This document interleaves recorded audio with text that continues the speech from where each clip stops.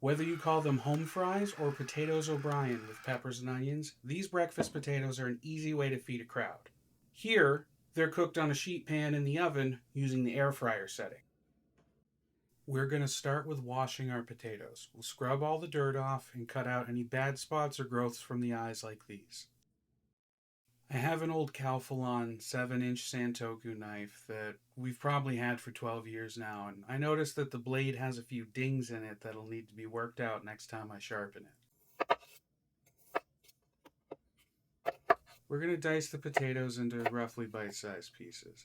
The exact size and type of potato doesn't matter, so chunks around this size or smaller will work just fine. Chop up all of the potatoes and then place them into a large mixing bowl. Here, when we were done, we had just under 8 cups of chunked potatoes. Next, we have a giant can of Fermano's mixed pepper strips with onions. I'll give the top of the can a quick wipe down to prevent any dust from the top of the can getting into our vegetables. I'd never used canned peppers and onions before, so I wasn't sure what to expect. I ended up using a pair of tongs to pick out what we were going to use for this recipe, and the rest will get stored for a different recipe later on. Now, our veggies are a little large for what we want to do with them. We need just diced peppers and onions, so after draining them, we're going to chop them into smaller pieces.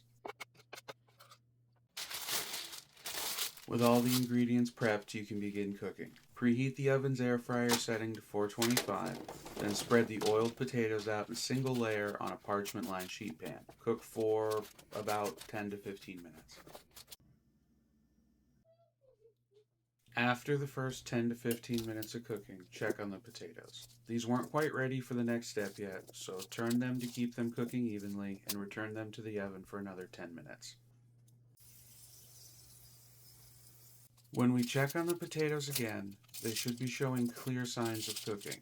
The edges will have some color and they'll look crispier than before. Flip them once more, then scatter the diced peppers and onions onto the same sheet pan, making sure they aren't clumped together as best you can, because the pan is already getting a little crowded.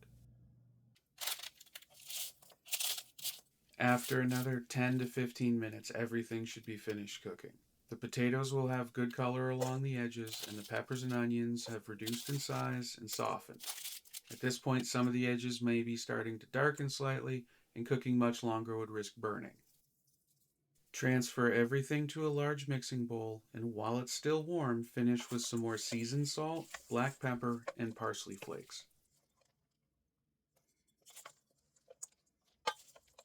These potatoes can be served warm right away, but this batch was prepared for the food shelf.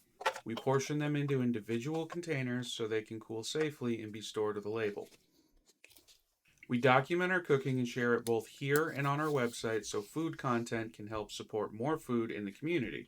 If you want to follow along, you can visit the site or subscribe to the channel. This is Food Supporting Food.